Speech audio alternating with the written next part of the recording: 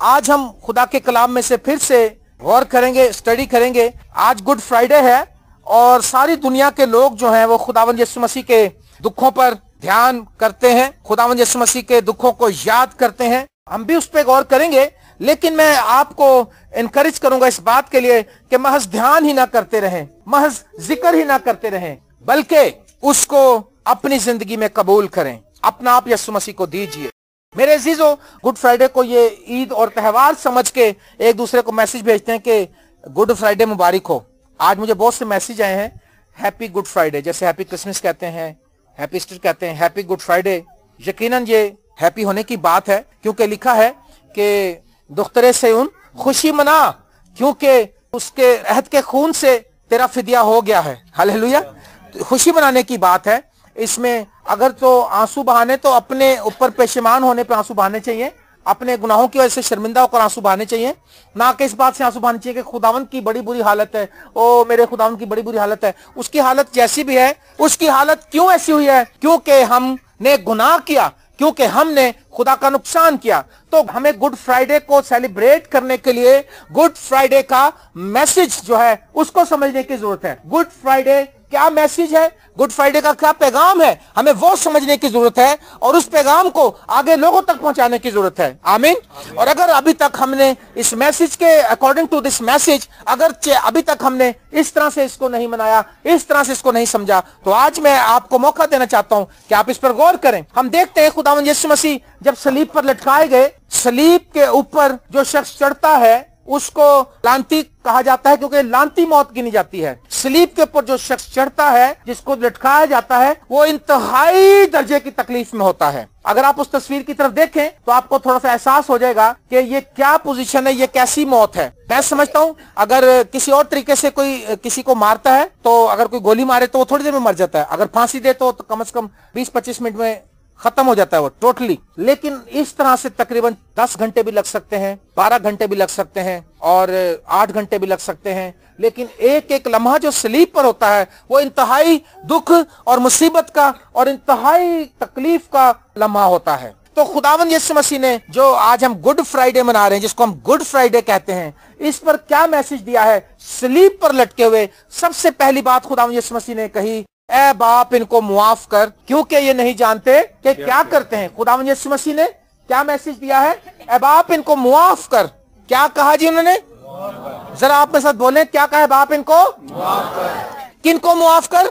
जो लोग उसको सताते हैं, जो लोग उसको छेदते हैं, जो लोग उसको कोड़े मार रहे हैं, जो लोग उसके हाथों और पांवों के अंदर कीले ठोकते हैं, जो उसके दाढ़ी को नोचते हैं, जो उसके मुंह पर थूकते हैं, जो उसके सर पर कांटों का ताज रखते हैं और जो उसकी पीठ पर कोड़े मार मार कर जो उसकी रेघारियां बना देते हैं, उनके लिए माफी चाहता है यीशु। याद रखिए, मैं ये लगी लिपटी कोई बात नहीं कर रहा हूं, ये एक जेन्युइन बात है, कलाम की बात है। अगर आप अपने दुश्मनों को माफ नहीं कर सके तो आप मसीही जिंदगी में चल ही नहीं सकते। सबसे पहला असूल, सबसे पहला पैगाम सलीब के ऊपर यीशु मसीह ने दिया है, ऐ बाप इनको मुआफ कर।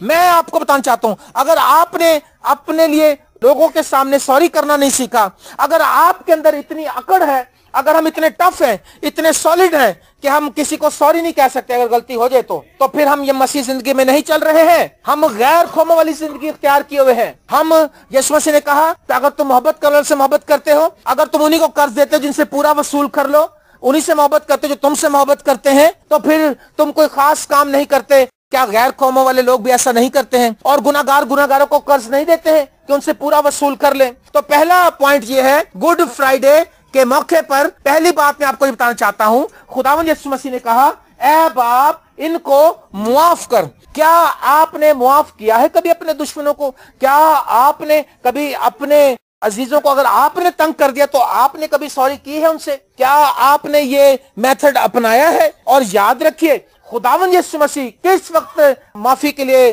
दुआ कर रहे हैं, शफायत कर रहे हैं? किस वक्त? इस हालत में मेरा ख्याल है कि कोई भी शख्स जो है, जरा सा कोई किसी को कुछ कह दे तो वो नहीं माफ करता है।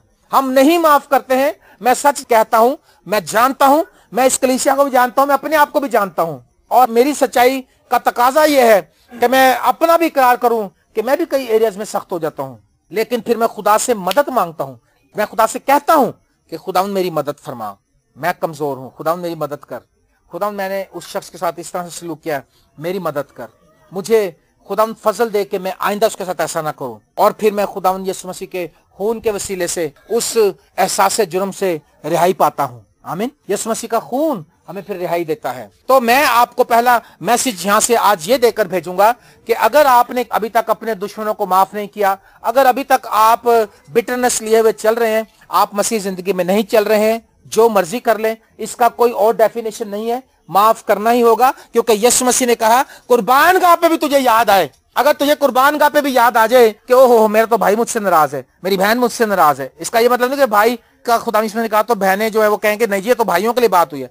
यानी अगर आपकी बहन या आपका भाई या आपका पड़ोसी या आपका दोस्त आपसे नाराज है और आप बैठे हुए हालेलुया हालेलुया, आप इंसल्ट कर रहे हैं खुदा की, आप खुदा की इंसल्ट कर रहे हैं, आप उसकी वर्शिप नहीं कर रहे हैं, आप ट्रू वर्शिप नहीं कर रहे हैं, और ये इतना मुश्किल हो जाता है, इब्लीस उसको और हैवी कर देता है, इब्लीस उसको और सख्त कर देता है कि तू गलत नहीं है, तू बिल्कुल ठीक है, मैं राइट हूं, मैं सच्चा हूं, मैं सच्ची हूं, मैं माफ नहीं करूंगा, मैं नहीं करूंगी क्योंकि मेरी कोई गलती नहीं है, दूसरे की गलती है। क्या यीशु मसीह की क्या गलती थी? यहाँ पर मुझे बताएं, यीशु मसीह ने सब कुछ जो सह लिया है उसकी क्या गलती थी? कलाम में क्या लिखा है कि वो गुनाहगार था? हालांकि उसमें लिखा कोई गुनाह ना था, वो हमारी ही खताओं के सबब से घायल किया गया। मेरे अजीज बहन और भाइयों, पहला मैसेज आज आप अपनी लाइफ में ये अपनाएं, जब आप किसी को माफ करेंगे आपके अंदर से बीमारियां निकल जाएंगी। जब आप किसी को माफ करेंगे आप इत्मीनान में आ जाएंगे। जब आप किसी से सॉरी कर लेंगे, अगर आपका अजीज दोस्त आपसे नाराज है, आप ही तवक्को ना करें कि वो मुझसे सॉरी करे, आप खुद ही सॉरी कर लें। अगर आप अपने आप को सच्चा समझते हैं, अगर आप अपने आप को राइट समझते हैं, सही है, तो फिर आप ही सॉरी कर लीजिए ताकि जो खुदा का कलाम है वो बदनाम ना हो। हालेलुया। हलीमी और यीशु मसीह के साथ वफादारी और यीशु मसीह के साथ मोहब्बत और यीशु मसीह के पैरोकार होने का ये तकाजा है कि हम सबसे पहला स्टेप जो है अपने दुश्मनों को माफ करें। मैं अक्सर ये बात बताता हूँ, मेरे जो ताऊ मिस्टर सनी साहब खुदा उनमें सो गए, वो आम लाइफ गुजारते थे, दुनियावी लाइफ गुजारते थे। वो तबला बजाते थे और वो गाने वालों के बाजार में तबला बजाते थे और ताश खेलते थे, घूमते फिरते थे। लेकिन जब उनकी लाइफ में तब्दीली आई, उन्होंने यीशु मसीह को कबूल किया, तो जिस दिन उन्होंने बपतिस्मा लेना था उससे एक रात पहले वो, मुझे याद है कि उनके कुछ रिश्तेदार थे जो उनसे नाराज थे, उन्होंने जाकर उनसे माफी मांग ली। उन्होंने कहा अब हमने यीशु मसीह को कबूल कर लिया, अभी हमने कल बपतिस्मा लेना है, हम आपसे माफी चाहते हैं, प्लीज हमारे तरफ से अपने दिल में कोई बात ना रखना, आप हमारे बहन भाई हैं, आप हमारे अजीज हैं। उन्होंने सॉरी किया। और मैं समझता हूं कि मैंने जितने भी लोगों को आज तक बपतिस्मा लेते हुए देखा, सबसे बेहतरीन उस शख्स को मैंने पाया जिसने पूरे तकाजों को, जो उसकी रिक्वायरमेंट है बपतिस्मे की और मसीह के साथ चलने की रिक्वायरमेंट को उसने पूरा किया है। आमीन। आप मुस्तफा बेटे को देखते हैं, उसने कितना सताया, उसने कितना अपने बाप को तंग किया, लेकिन उसके बाप ने माफ किया उसको। जब वो वापस आया उसने माफ किया। क्या आज हम माफ करेंगे? कितने लोग माफ करने के लिए तैयार हैं आज? अच्छा, कितने लोग जिनको कोई सताता है, कोई है तंग, नाराजगी वाले को है? कोई किसी नाराज नहीं आपका खानदान? Very good. ये देखें कितने अच्छे लोग हैं। लेकिन तो भी अगर कोई इन फ्यूचर हो जाए तो आप सॉरी कर लेंगे उसको? अगर कोई इन फ्यूचर आपसे नाराज हो, आप उससे सुलह कर लेंगे जाकर? जी कर लेंगे, जी हाँ कर लेंगे। ऐसे बहुत से अहद और पैमान हम करते हैं लेकिन हम उसको भूल जाते हैं। याद रखिए, बहुत से हमने लोगों की गवाहियां सुनी। मैं एक बार अपने कजन से नाराज था और मैं और पास्टर डेविड, मेरे जो बहनोई हैं, वो मेरे फूफी के दामाद हैं, कनाडा में खिदमत करते हैं आजकल। हमने एक कन्वेंशन का इंतजाम किया। कैवलरी का जो स्टोर है उसके पास वो खाली जगह जो थी, पहले कुछ वो पुल शुल नहीं बना, बहुत बड़ा ग्राउंड था। हमने वहां पे एक कन्वेंशन का इंतजाम किया और अलेक्जेंडर सुशील साहब को हमने बुलाया कलाम सुनाने के लिए।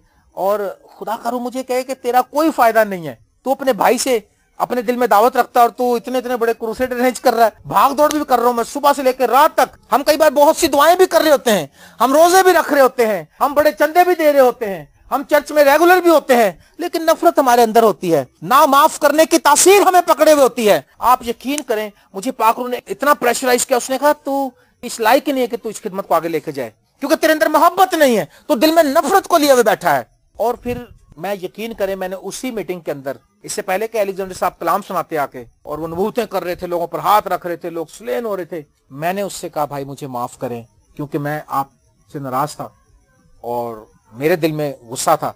और उस शख्स ने कहा नहीं कोई बात नहीं, और उसने मुझसे हाथ मिलाया और उसके अगले लम्हे में पाक रूह से भर गया। फिर फिर रुल कुदस मेरे पर नाजिल हुआ और फिर मुझे खुदा लोगों की जिंदगी के बारे में बताने लगा और बहुत बरकत आई और बहुत से मौजे हुए वहां पर और बहुत सी रूहें जीती गई और एक बड़ा कामयाब क्रूसेड हुआ वहां पर। हमें मुझे आज तक याद है, सिर्फ एक तौबा करने से।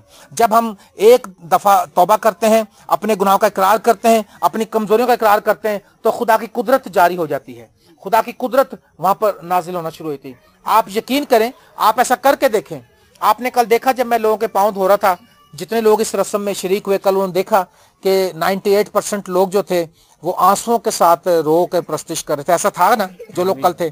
और ऐसा होता था किसी को समझ भी नहीं, कोई कलाम नहीं सुनाया जा रहा था, सरमन प्रीच नहीं किया जा रहा था, सरमन जो है एक्शन से शो किया जा रहा था। यानी कि मैं ये बता रहा हूं कि वो कलाम में सुना नहीं रहा था, मैं पांव धोकर खुदा के कलाम को पूरा कर रहा था। और जब मैं किसी के पांव पकड़ता था, वो बहन या भाई वो रोना शुरू होते थे और हमारे भी आंसू नहीं रुक रहे थे। और सारे उस इबादत में शुरू से आखिर तक रूहुल कुदस मूव करता रहा। क्योंकि जब हम हलीम बनते हैं, दूसरी इबादत में हमने देखा इस तरह से कोई प्रस्तिश नहीं होती जिस तरह से पांव धोने की इबादत में होती है। बहुत कम लोग आते हैं, वो समझते हैं ये कोई बात नहीं, कल चलेंगे, कल मेन इबादत है। लेकिन पांव धोने की जो इबादत है वो भी एक खास इबादत है, क्योंकि यीशु मसीह ने इसका हुक्म दिया है। और जब हम हलीम बनेंगे, हम छोटा बनेंगे, हम अपने आप के अंदर से ये बात निकालेंगे, तो पहला मैसेज, जो पहला पॉइंट मैं आपको देकर भेजना चाहता हूं गुड फ्राइडे का, वो ये है कि अपने दुश्मनों को माफ करें। जिसके साथ आप नाराज हैं उनको मना लें, जिनसे झगड़े हैं उनसे सुलह कर लें। क्योंकि अगर आपस में सुलह ना की तो फिर उसके साथ क्या सुलह होगी। जो मैं कलाम अक्सर सुनाता हूँ, ईसाया 27वें बाब की 5वें आयत में से मैं सुनाता हूँ कि अगर कोई मेरी तवानाई का दामन पकड़े तो मुझसे सुलह करे। अरे आपस में तो सुलह नहीं कर रहे, खुदा से सुलह कहाँ होगी? क्या ख्याल है? तो कितने लोग इस बात से एग्री हैं कि हाँ होनी चाहिए सुलह? जी एग्री तो सारे हैं, पर आपसे नाराज भी कोई नहीं है और आपने किसी का दिल भी नहीं दुखाया, आपने किसी को सताया भी नहीं है। दूसरी बात मैं आपके सामने रखना चाहता हूं, खुदावंद यीशु मसीह ने ये गुड फ्राइडे जो हम मना रहे हैं, इस पे क्या मैसेज दिया। दूसरा जो मैसेज है, पहला मैंने बताया कि माफ करने का है, ये बात आप सीखें यीशु मसीह से। और यीशु मसीह ने किस वक्त माफ किया? इंतहाई तकलीफ में। और दूसरा जो मैसेज मैं आपको देना चाहता हूं वो ये है कि आज ही तू मेरे साथ फिरदौस में होगा। मैं तुझसे सच कहता हूं कि आज ही तू मेरे साथ फिरदौस में होगा। दूसरा जो मैसेज है वो नजात का कलमा है। ये खुदावंद यीशु मसीह ने कहा कि तू मेरे साथ फिरदौस में होगा। आज जो गुड फ्राइडे हम मना रहे हैं, आज जो यीशु मसीह ने, हम याद कर रहे हैं कि खुदावंद यीशु मसीह ने 2000 साल पहले जो कुर्बानी दी है, तो कुर्बानी देने का मतलब यह है कि हमारे लिए फिरदौस के दरवाजे खुल गए हैं। आमीन। अभी हम गा रहे थे, फिरदौस खुल गया है तेरे इख्तियार से, छलनी छलनी हो गया कोड़ों की मार से। उसने कहा आज ही तू मेरे साथ फिरदौस में होगा। मैं आपको बताता हूं, गुड फ्राइडे हमें याद दिलाता है कि हम ऑलरेडी आसमानी वतन के वासी हैं, हम आसमानी वतन की तलाश में हैं, हम आसमानी वतन की तरफ गामजन हैं। हालेलुया। खुदावंद यीशु मसीह की कुर्बानी देने की वजह से, सलीब पर चढ़ने के वजह से, कई लोग दुआ करते हैं कि खुदावंद काश तू बच जाता, अगर यीशु बच जाता फिर हम ना बचते। याद रखें, कुछ लोग उनको कोसते हैं, जिन्होंने इनको कहते हैं वैसे उनके ऊपर तो बड़ी लानत आई होगी, उन पे भी कोई लानत नहीं, खुदा ने उनको माफ कर दिया। याद रखें, जिन्होंने उसको मारा है, जिन्होंने उसको पीटा है। आपको पता है जिस शख्स को फांसी दी जाती है, जिसको फांसी दी जाती है, क्या वो उस शख्स को जो फांसी देता है उसको भी गोली मार देते हैं? क्या उसके अजीज उससे कोई गिला करते हैं आके? वो कहता भी मेरा तो कोई कसूर नहीं है। उसको भी कहता है, जिसको फांसी देने लगता है, वो कहता है भाई मुझे माफ करना, मेरा तुझसे कोई नफरत नहीं है, मेरी तरफ से कोई झगड़ा नहीं है, मैं सरकार का मुलाजिम हूं और सरकार की तरफ से तुझे फांसी का ऑर्डर हुआ है, तो मैं उसको पूरा कर रहा हूं। आमीन। तो यीशु मसीह को जिन्होंने सूली चढ़ाया है, असल में वो खुदा ने उन लोगों को इस्तेमाल किया है अपने मिशन को पूरा करने के लिए। Praise the Lord. अगर वो सारे के सारे ही पीछे हट जाते तो फिर बर्रे को जुबा कौन करता? बर्रे की कुर्बानी कौन देता? बर्रे को आगे कौन लेकर जाता? कोई तो होता, कोई तो चाहिए। उनको खुदा ने इस्तेमाल किया और यीशु मसीह ने कहा बाप इनको माफ कर। खुदा ने उनके लिए शिफायत की है। और हिस्ट्री बताती है हमें कि बहुत से लोग उस वक्त जो थे, वो सिपाही जो थे, वो नजात पा गए। उन्होंने देखा जब खुदावंद यीशु मसीह को वो बातें करते हुए देखा, वो बहुत से लोग नजात पा गए। तो दूसरा जो कलमा है, जो बात खुदावंद यीशु मसीह ने कही, जो मैं आपकी जिंदगी में रखना चाहता हूं, वो ये है कि तू आज ही मेरे साथ फिरदौस में होगा। इसका ये मतलब नहीं कि आज ही आप सारे आसमान पे चले जाएंगे, लेकिन अगर चले भी जाएं तो मेरा ख्याल इसमें कोई कहना बेजान होगा, कोई नुकसान नहीं है, कोई घाटे का सौदा नहीं है। क्या ख्याल है? अगर हम इकट्ठे चले जाए मैं तो बड़ा खुश, मैं कहूँगा आओ क्वायर बैठे मेरे अंदर गीत गाइए। यसू कहेंगे यसू जी जरा एक मिनट ਅਸੀਂ ਤੁਹਾਨੂੰ ਖਰਾਜੇ ਤਹਿਸੀਨ ਪੇਸ਼ ਕਰਨੇ, ਅਸੀਂ ਤੁਹਾਡੀ ਵਰਸ਼ਿਪ ਕਰਨਾ ਚਾਹੁੰਦੇ हैं पंजाबी च, इंग्लिश च, उर्दू च, केड़ी जुबान च सुननी च। हालेलुया। अगर हम इकट्ठे चल जाए बड़ा मजा आएगा। ये जो अल्फाज हैं तुम्हें साथ फिरदौस में होगा, ये हमें कॉन्फिडेंस दिलाते हैं नजात के बारे में। थ्रू द क्रॉस हमारे पास कॉन्फिडेंस है कि जब हम इस जमीन को छोड़ेंगे तो हम आसमान की बादशाही में दाखिल हो जाएंगे, इज्जत के साथ दाखिल किए जाएंगे। हालेलुया। और डाकू जो था, डाकू को खुदा यीशु मसीह ने कहा, तो आप जानते हैं कि दोनों डाकू जो थे वो दोनों बोल तो रहे थे दोनों। एक ने कहा कि हाँ अगर तू खुदा का बेटा है तो हमें भी बचा और तू खुद भी बच जा। उसने कहा तू तो उतर, हमें भी उतार ले। तो दूसरे ने कहा नहीं, हमारी सजा वाजिबी है। मगर इसने तो कोई बेजा काम नहीं किया। यानी कि उस शख्स ने यीशु मसीह की पाकीज़गी का इकरार किया। उसने यीशु मसीह को देखा कि ये वाकया ही ये कोई आम आदमी नहीं है, ये खुदा का ममसू है, कोई ये खुदा का खास इंतजाम है ये, और ये वाकई समान से भेजा गया है। और जो दूसरा डाकू था वो कह रहा था तू मुझे बचा, तो मैं तेरे को ईमान ले आऊंगा, मुझे ये कर। आज बहुत से लोग जो हैं ऐसी बहुत सी दुआएं करते हैं जिसमें सिर्फ हमारा दुनियावी फायदा होता है ना।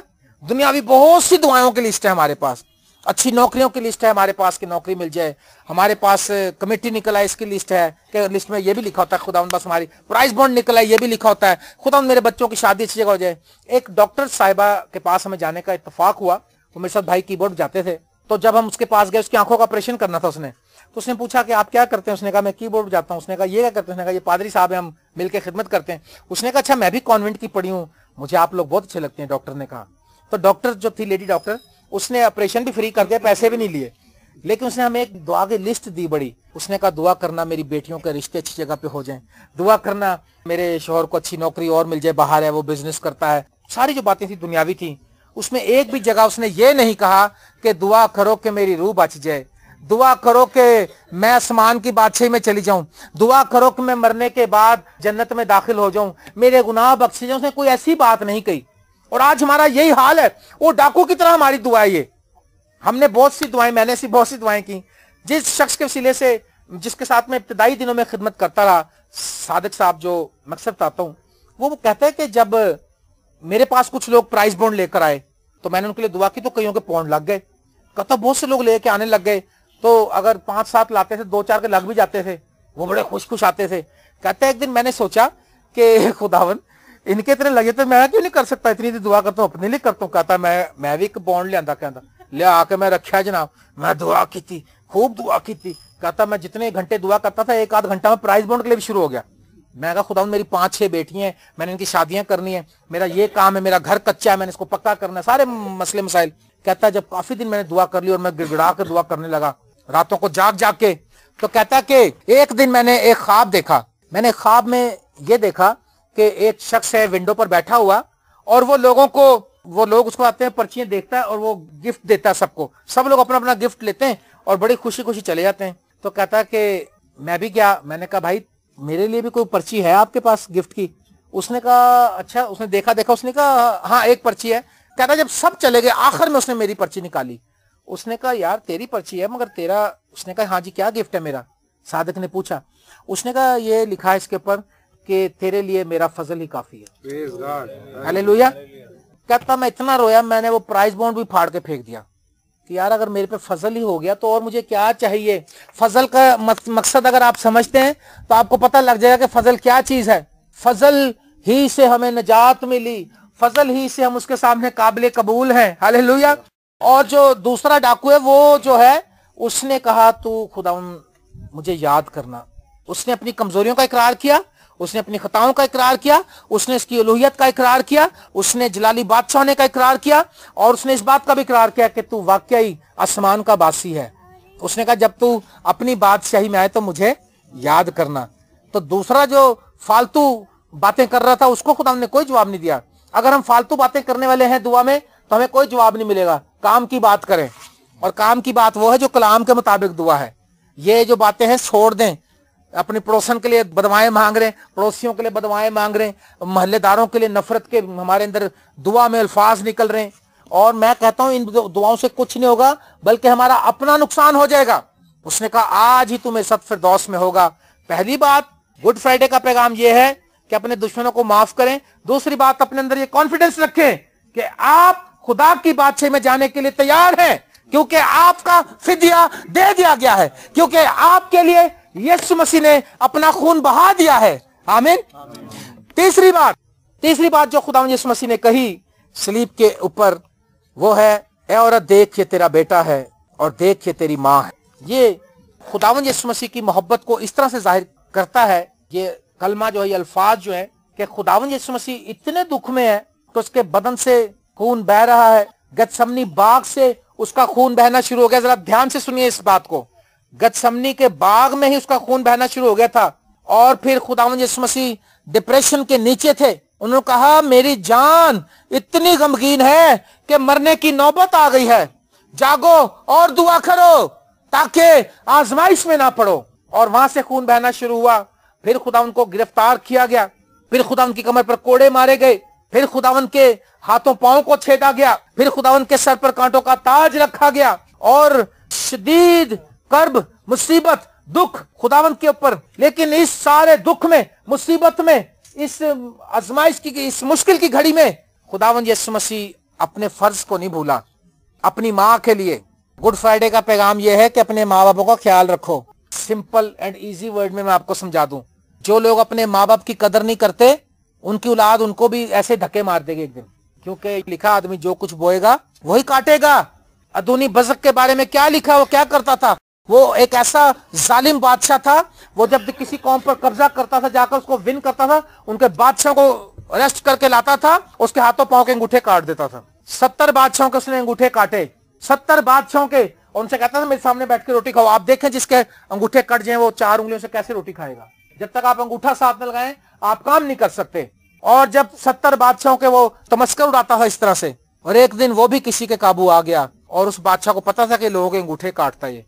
उसने कहा इसके भी अंगूठे काटो जैसा ये लोगों के काटता था। और जब उसके अंगूठे काटे गए उसने कहा मेरे सामने बैठ के रोटी खा जैसे तू लोगों को खिलाता था। तो उसने कहा 70 बादशाह हाथ और पांव के अंगूठे कटे हुए मेरे दस्तरखान पर रिजा चीनी करते थे। हाय, जैसा मैंने किया वैसा ही मेरे साथ भी हुआ। गुड फ्राइडे का पैगाम यह है कि अपने दुश्मनों को माफ करें, आसमानी बादशाही में जाने का कॉन्फिडेंस रखें। ये नहीं कि खरे जावांगे कि नहीं जावांगे। मैंने उस दिन पूछा कि कितने लोग आसमान पे जाएंगे, तो एक बहन ने कहा तो यीशु नहीं खुदा नहीं पता है, तो तानू कुछ नहीं पता, तो हमें लगे फिरते जिਵੇਂ ना मालूम खुदा के लिए लगे फिरते। मेरे प्यारे बहन और भाइयों, उसने कहा है औरत अपनी माँ को जमीनी जिंदगी में खुदावंद यीशु मसीह को पता था कि जब मैं जमीन पर आया हूं इंसान बनकर, तो इस औरत के वसीले से मैंने जन्म लिया, इस औरत को मैंने इस्तेमाल किया, तो उसकी सारी जिम्मेदारी है, उससे वो गाफिल नहीं है। इतनी मुसीबत में भी आज हमारे पास सब कुछ होते हैं, बातें भी हम रोते रहते हैं, हम कहते हैं नहीं अब्बा जी पापा जी आपके लिए कुछ नहीं, सॉरी। याद रखें, अगर आज आपके पास आपके बाप को और माँ को देने के लिए कुछ नहीं है, कल आपकी औलाद के पास भी होगा सब कुछ, पर वो देगी नहीं क्योंकि तुमने नहीं दिया। ये बात मैं आपको सिखा के जा रहा हूं गुड फ्राइडे के मौके पर। अपनी लाइफ पर नजर मारें, अपने माँ बापों की आप कितनी कदर करते हैं। आज आप जहां भी हैं, जिस मुकाम पर भी हैं, अपने माँ और बाप की वजह से हैं। मैं जो नौकरी कर रहा हूं, मेरा बड़ा वहां पर इज्जत और बड़ा खुदा ने म्यार बनाया हुआ है। जिन लोगों को पता, भाई शाहिद इसके गवाह है कि मुझे बड़ी रिस्पेक्ट मिली है कि मैं बड़े ओहदे पे काम कर रहा हूँ, तो उसका जो क्रेडिट है वो तो मेरे बाप को जाता है कि इन्होंने लगवाया था मुझे नौकरी पे। अगर मेरा बाप मुझे नौकरी पे ना लगवाता, अगर कोई मुझसे पूछता तो मैं उनको हमेशा बताता हूँ कि मेरे बाप की वजह से, मेरे बाप ने एक गोरे के पास ये जॉब करते थे, उसकी फैमिली की इतनी खिदमत की थी वफादारी से कि उसने कहा कि अगर तेरा कोई बेटा है जो थोड़ा पढ़ा लिखा है, मैं उसको अपने ऑफिस में लगवा के जाऊंगा ताकि तू अगर नौकरी तुझे ना भी मिले तो तेरा बेटा तुझे संभाल लेगा। और उसने मुझे ये जॉब दी थी इसलिए कि वो मेरे बाप से खुश था, मेरे से खुश नहीं था, वो मुझे तो जानता नहीं था वो। तो आज मैं जो कुछ भी हूँ अपने बाप की वजह से हूँ, अपनी माँ की वजह से हूँ, उसकी बेहतरीन तालीम की वजह से हूँ। क्या आप अपने माँ बाप की रिस्पेक्ट करते हैं? मैं आपको बताना चाहता हूँ मेरे प्यारे बहन और भाइयों, अपने माँ और बाप को, लिखा बुढ़ापे में अपने माँ और बाप को हकीर ना जान। तू अपने माँ और बाप की इज्जत कर ताकि तेरा भला हो और तेरी उम्र, वादा है उसके साथ, उम्र की दराजी का मतलब है blessing, blessed life, you will have the blessed life, क्योंकि तुम अपने माँ बाप की इज्जत करने वाले लोग होगे। अपने माँ और बाप के लिए, अगर आप कई दफा ये सोचते हैं हम कि अगर मैं ये अपने बाप को, मेरे पास पैसे हैं, अगर मैं पैंट शर्ट या कपड़े ले दूंगा तो मैं नहीं ले सकूंगा, तो बेहतर है कि मैं ले लूं। लेकिन मैं आपको बताऊं, आप ना लें, अपने बाप को और माँ को ले दें, आपको खुदा डबल दे देगा। हालेलुया। मैंने इसका एक्सपीरियंस किया है। एक दिन मैंने अपने डैड को एक पैंट दी अपनी, मेरी वाइफ ने कहा जी ये डैडी को दे दो। मैं कहा ले लो जी। मैंने कहा दे दो, और जब उसने ये पैंट दे दी तो मेरे एक भाई यहाँ पर बैठे हैं, टोनी भाई, उन्होंने मुझे 4 शर्टें ला के दी अगले ही दिन। हालेलुया। क्योंकि मैंने दे दिया ना, तो खुदा ने मुझे कमी नहीं होती। खुदा ने भाई के दिल में डाली ये बात। इसने वहां पर जब ये शॉपिंग करने गए 4 शर्ट्स लेकर आया, बिल्कुल एक्यूरेट। इसने कहीं से जासूसी करके मेरे गले का साइज भी ले लिया, सारा कुछ बिल्कुल ठीक आई। मेरे अजीजों, आप इस बात से कभी ना घबराएं। अगर आपके माँ और बाप के लिए आप कुछ भी कर सकते हैं, आप अपनी जेब को देख के ना करें, बल्कि आप जेब को देखे बगैर करें। कलाम में लिखा है तेरा भला हो और तेरी उम्र। और जो अपने माँ बाप को नहीं दे रहे, जिन्होंने अपने हाथों को तंग किया है, अपने हाथों को टाइट किया, अपने दिलों को सख्त किया है, उनका भला नहीं होगा, उम्र दराज भी नहीं होगी। क्योंकि उसने अपने बाप को हकीर जाना है, उसने अपने माँ के लिए कुछ नहीं किया है। माँ ने आपको जन्म दिया। यीशु मसीह को पता था कि मुझे मरियम ने 9 महीने अपने पेट में रखा है। और लोग कहते हैं जी मरियम की पैदाइश ऐसे हुई थी कि बस वो एक्सीडेंटली, बस वो आराम से पैदा हो गया, कोई जैसे औरतों के बच्चे पैदा होते हैं ऐसा नहीं हुआ था। वो ये गलत तालीम है, ये गलत बातें हैं, ये अहमकाना गुफ्तगू है, इस पर कान न धरें। सब कुछ माँ मरियम को वैसे ही बेबी पैदा हुआ था जैसे सब बेबी पैदा होते हैं। यीशु मसीह वैसे ही पैदा हुआ था। और यीशु, और लिखा कि वो जब उसके दुश्मन उसके पीछे पड़े तो वो गधे पर बिठाकर उसको ले गया था दुश्मन से बचने के लिए। वो इस बात को समझता था यीशु कि इस औरत ने मेरे लिए दुख सहा है, इसने आमीन कहा है मेरे मिशन को पूरा करने के लिए। जब उसके लिए फरिश्ते ने पैगाम दिया आकर, तो उसने कहा देख मैं खुदा की बंदी हूं, मेरे लिए तेरे कॉल के मुवाफिक हो। आमीन। सो आज गुड फ्राइडे का पैगाम यह है कि आज ही से आप अपने माँ बाप की खिदमत करना शुरू करें।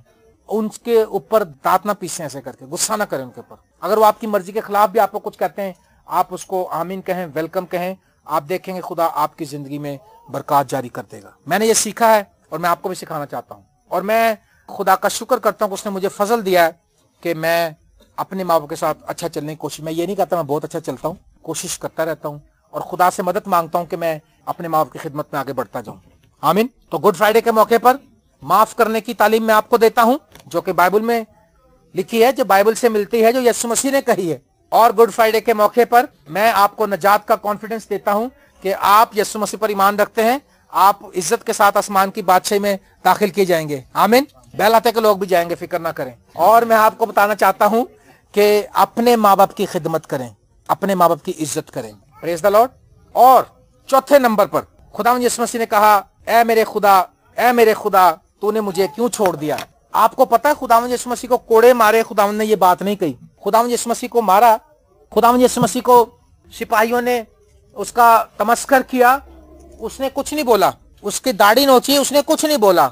उसके मुंह पर थूका, उसने कुछ नहीं बोला।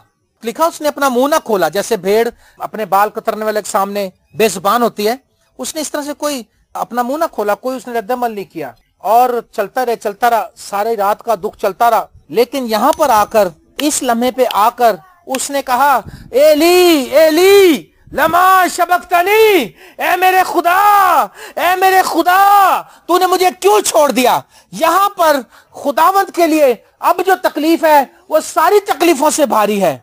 अब जो तकलीफ है वो बाप की जुदाई है, बाप का नजर फेरना है, बाप का मुंह फेर लेना है।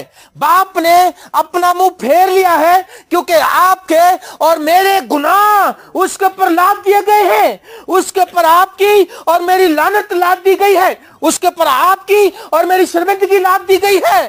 और जब ये सारी लानत और गुनाह उसके ऊपर आ गया तो उसने अपना मुंह फेर लिया। और जैसे उसने मुंह फेरा, क्योंकि वो बाप के साथ बनाए आलम से पेशतर से रफाकत रखता था, उसको पता चल गया कि बाप ने नजरें उठा ली है। और ये तकलीफ उसके लिए हजारों कोड़ों से ज्यादा थी, ये तकलीफ उसके लिए हजारों किलो से ज्यादा थी, ये तकलीफ उसके लिए हजारों सूलियों से ज्यादा थी। यहां पर उसने चिल्लाया, उसने कहा मेरे चारा सांस दूर न रह, मेरी जान ठीक रह की मानंद खुश्क हो गई। उसने कहा मैं अपनी हड्डियां गिन सकता हूं, ज़ियाफतों के बदतमीज मस्करे मुझे घेरे हैं। उसने कहा मेरे बाप तूने मुझे क्यों छोड़ दिया। क्योंकि छोड़े जाने का एहसास, रद्द किए जाने का एहसास नाकाबिले बर्दाश्त है यीशु मसीह के लिए। लेकिन हम तो उससे दूर हैं, अभी हमने कभी महसूस ही नहीं किया, हमने कभी शर्मिंदगी का इजहार ही नहीं किया, कभी हमने उसकी कुर्बत के लिए दुआ ही नहीं की कि खुदावंद मुझ पर तेरे करम की नजर रहे, ए खुदावंद तू मुझे संभाले रहे। ओ उसने कहा तेरी शर्मिंदगी मुझ पर आ पड़ी, तेरी लानतें मुझ पर आ पड़ी। मैं अपनी माँ के बेटों में बेगाना हूं, मैं अपनी माँ के बेटों में बेगाना हूं। और उसके अपने लोग उसको रद्द करते हैं, अपने लोग उस पर तमाशे करते हैं, उस पर तमस्कर करते हैं, उसका ठट्ठा उड़ाते हैं और कहते हैं मकदस के ढाने वाले आज तू सलीब से उतरे तो हम तुझ पर ईमान ले आएंगे। तू दावा करता था कि तुम इस मकदस को ढा दो तो मैं तीसरे दिन फिर खड़ा कर दूंगा, लेकिन वो अहमक ये ना समझे, वो इस मकदस की बात नहीं करता था, वो इस मकदस की बात करता था, क्योंकि उसको पता था कि मेरा बदन सड़ने की नौबत तक नहीं पहुंचेगा। उसने कहा तूने मुझे क्यों छोड़ दिया। आपको पता जब बर्रे को ज़िबा करते थे तो उसको जंगल में छोड़ आते थे, इस टाइम पर उसका शुक्र अदा करें कि उसने आपका कफारा दे दिया है।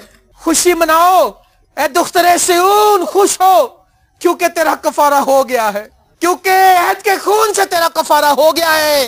वो छोड़ा गया, वो रद्द किया गया, वो धुतकार दिया गया ताकि आप और मैं बच जाएं, लेकिन हमने उसको खुदा का मारा कूटा हुआ समझा। हो प्रेज जीसस, थैंक यू खुदावंद, तेरा शुक्र हो तूने मेरे गुनाह उठा लिए। मैं अपने खताओं का इकरार करता हूँ, मैं अपने गुनाहों से तौबा करता हूँ खुदावंद। ए खुदावंद मैं इस जमात के लिए शिफायत करता हूँ, तेरे अहद का खून इन पर ठहरा रहे, ये तेरे अहद के खून से धुले रहे और ये एक पाक और दामन कुमारी की मानिंद तेरे सामने हाजिर किए जाए। Thank you Jesus, thank you Lord, तेरा शुक्र करता हूँ।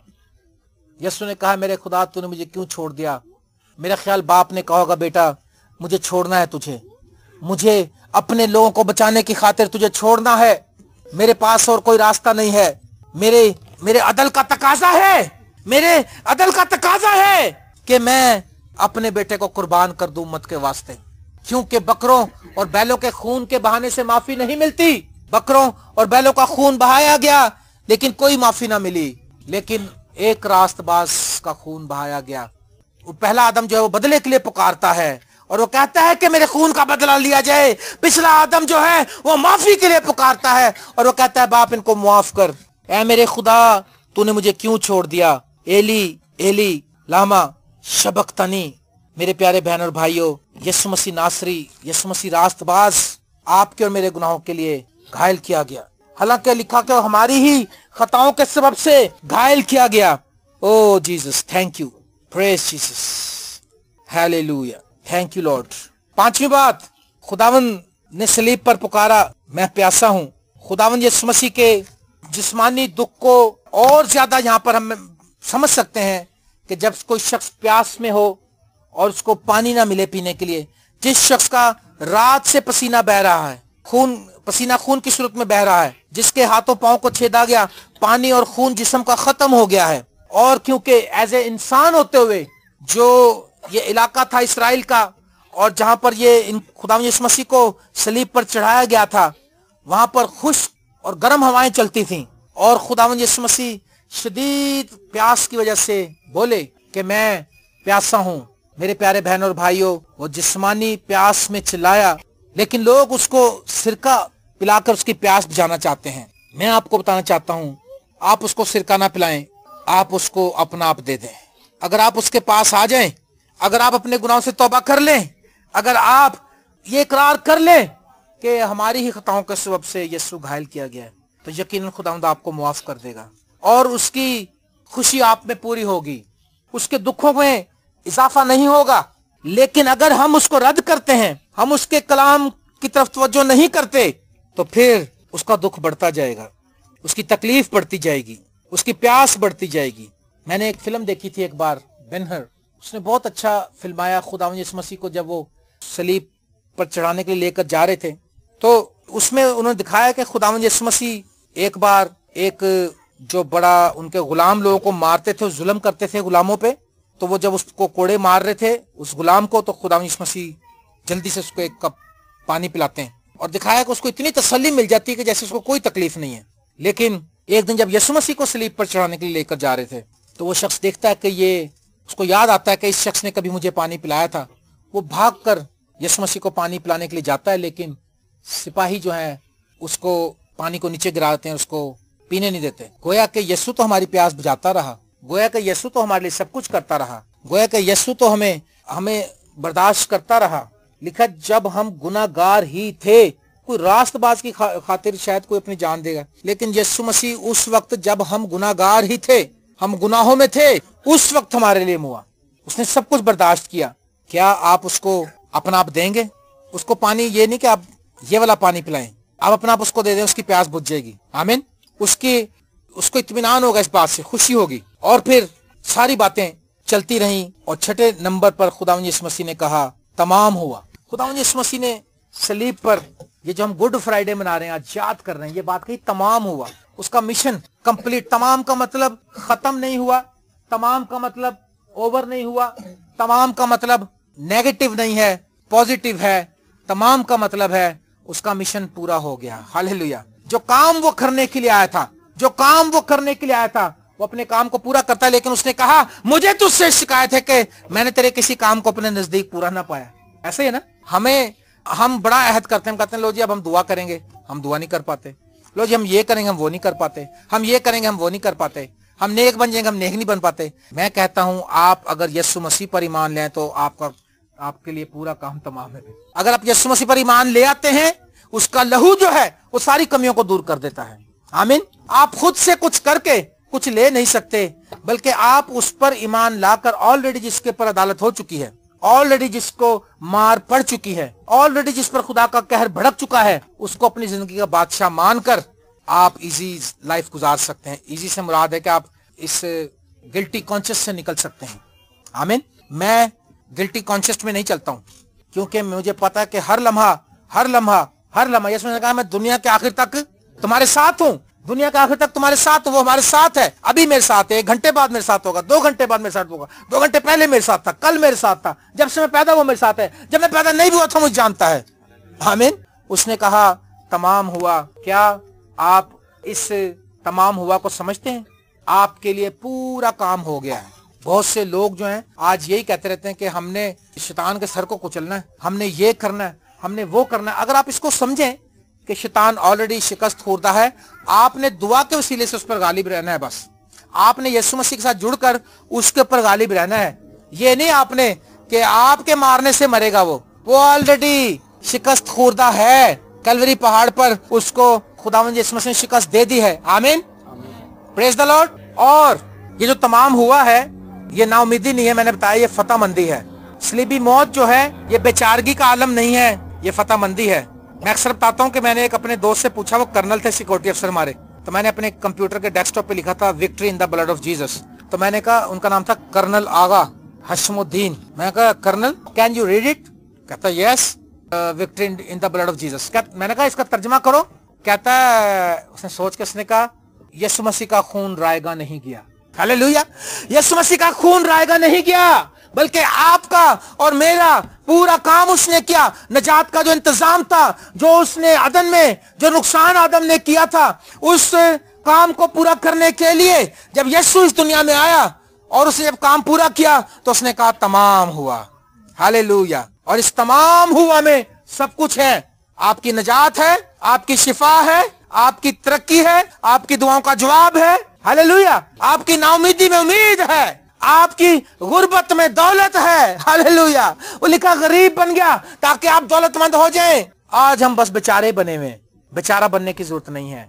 हम बहुत अच्छी पर्सनैलिटी के मालिक हैं, क्योंकि यीशु मसीह के खून से हम धुले हुए हैं। आमीन।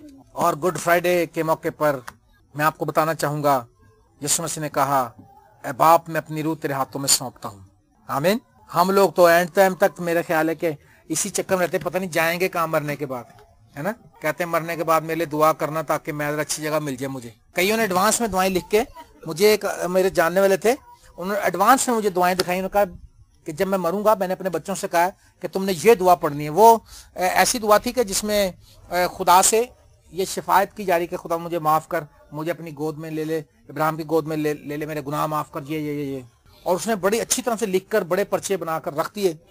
और जब उन साहब की डेथ हुई तो उसने अपने बेटे को ये वो पर्चे दिए थे कि बेटा तूने पढ़ने, क्योंकि मैं तो मरा हुआ हूँ, मैं तो तुझे पर्चा नहीं दे सकूंगा उस टाइम। उसने एडवांस में पर्चे दिए थे, भाई तूने दुआ पढ़नी है। तो जब जनाजा उठाने लगा वो मेरे पास आया, कहने लगा यार वो बड़ा मसला बन गया। मैं क्या? कह रहा यार मेरे अब्बू ने वो कुछ दुआएं लिख के दी थी मुझे कि जब मेरा जनाजा उठाने लगा तो ये दुआएं पढ़नी तुमने।